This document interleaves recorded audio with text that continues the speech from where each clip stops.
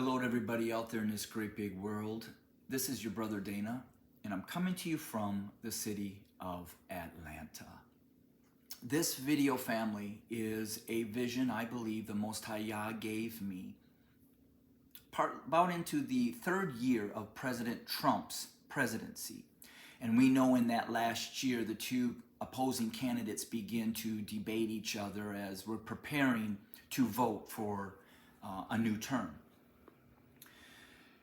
And that's when this vision was given to me. I also want to share that I grew up in southern Minnesota. I grew up in rural area filled with prairie, fields of corn and soybeans as a backdrop to this vision.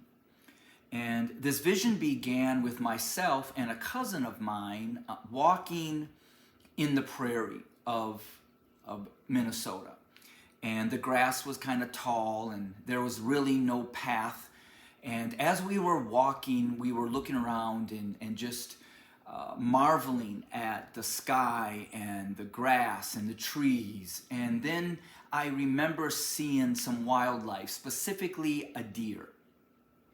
And as I saw that deer standing there, I began to creep up on it a little closer and quiet so it wouldn't run off. But this deer never moved. And as I got right up next to it, I realized that this deer was dead.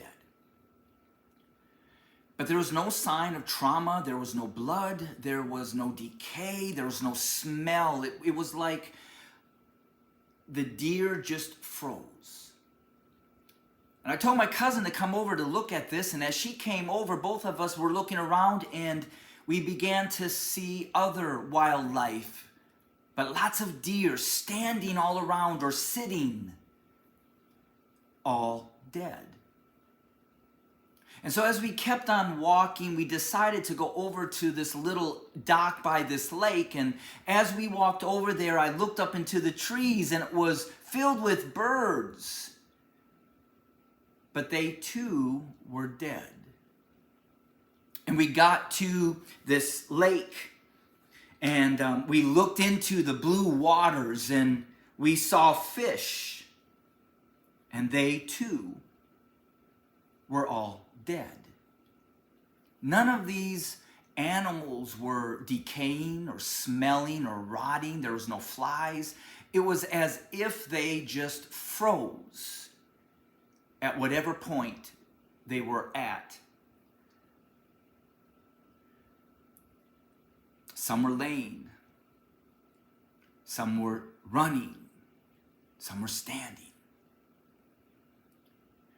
And so as we began to walk, we were now on a gravel road.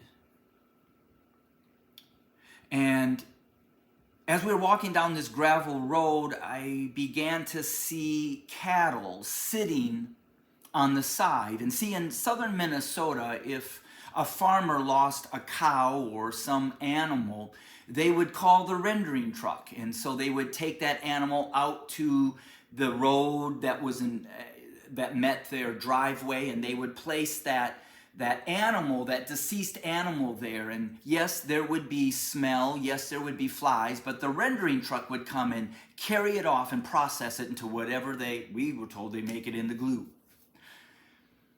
So as we were leaving the prairie area, recognizing that the birds, the fish, the animals were all dead, I also recognized that the grass and the earth in its beauty was still dead. And so now I saw these cattle as we were walking onto this gravel road on the side. Pretty soon it wasn't just one or two, but it began to pile up.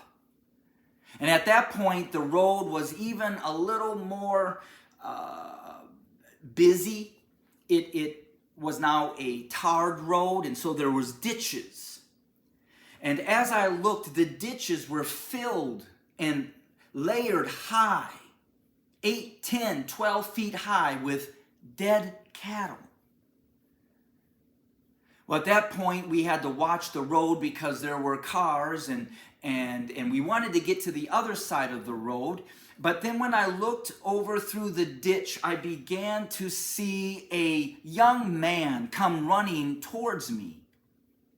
And then all of a sudden, a great big pile of these dead cattle began to shake, and out came a bull. Now, I was taught growing up to fear a bull, and I was always, to this day, I'm scared to death of bulls because I was taught that they could get mean and come after you and kill you.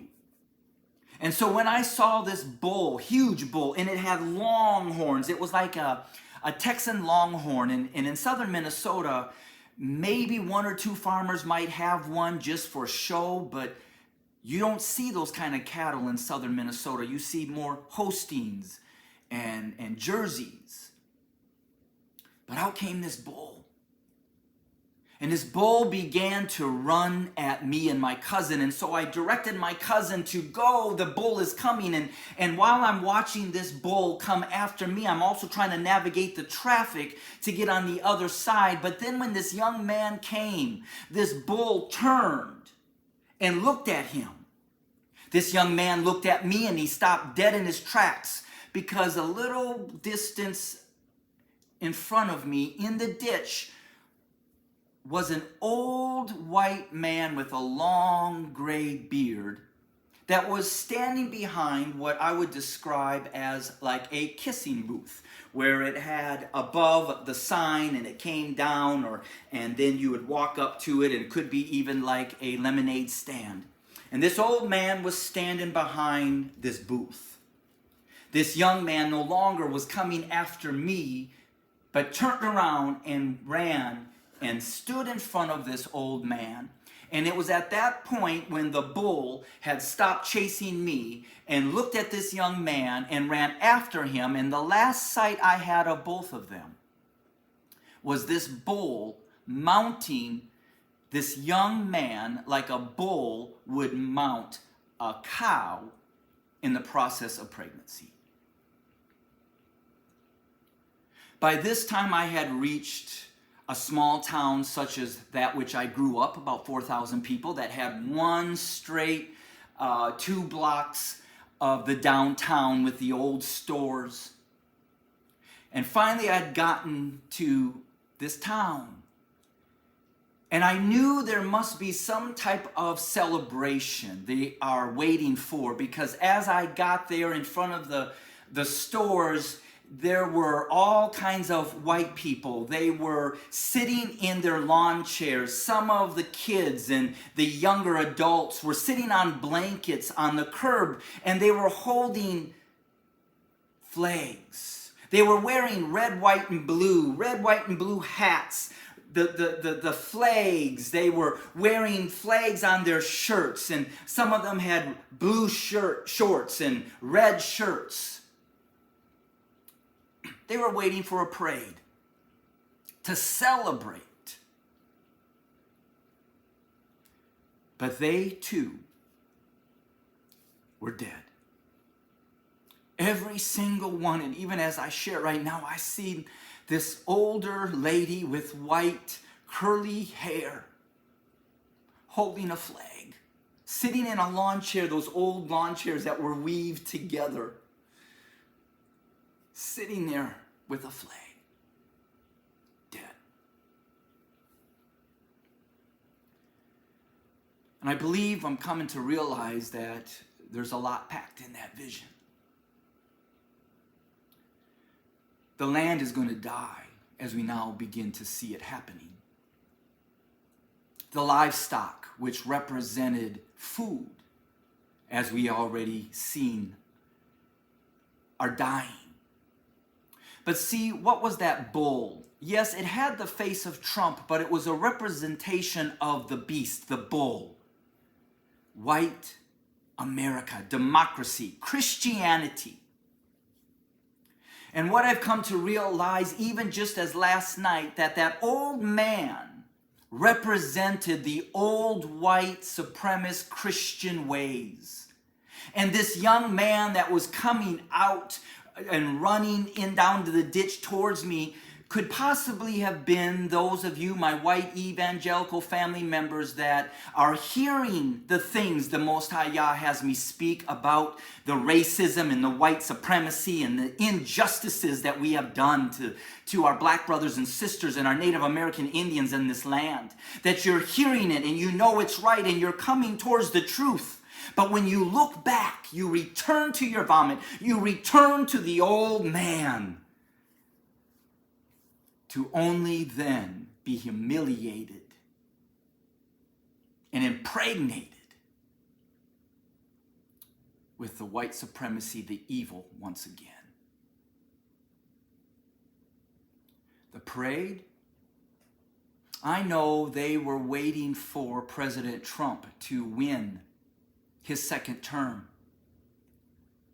They were waiting that he would return patriotism and white supremacy, so they awaited the victory that they knew and were assured that their God, their white Jesus, was going to give their man of the hour, their Savior here on earth, to restore white supremacy, white evangelical Christianity, that we even see it now, because they will not give up.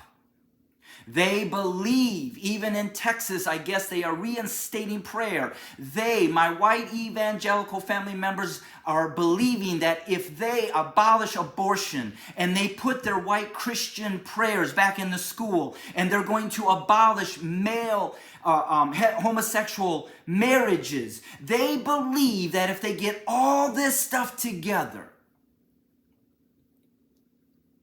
they will not face the judgment that you and I, whose eyes are open, know is coming.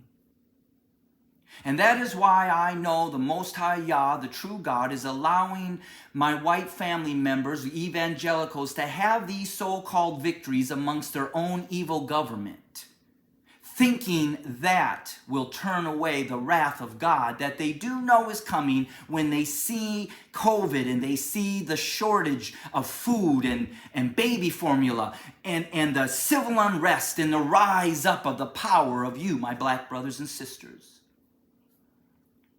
But we all know that their season is over. The time of the Gentiles is up. The mother harlot Christianity, Catholicism, and white democracy, according to Revelations 18, is come to an end. And so I share this vision with you because I'm going to share some words the Most High Yah gave me this past October that now I see how it falls in line. And so to you, my black brothers and sisters, to you, of those that know you are the true chosen people of the Most High God, the Most High Yah, please rejoice and hold on, for your time of redemption is right around the corner. Because I specifically saw nothing but white people wanting to wave that flag of white supremacy.